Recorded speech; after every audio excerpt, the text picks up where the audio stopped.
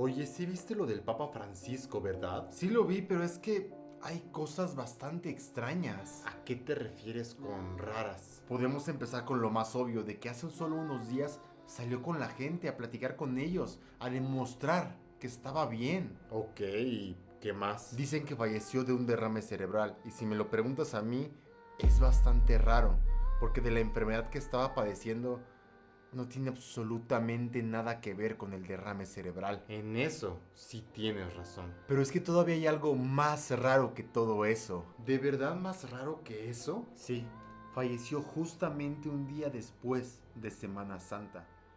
Justamente un día después del Domingo de Resurrección. Y el siguiente papa al parecer es afroamericano. Eso significa que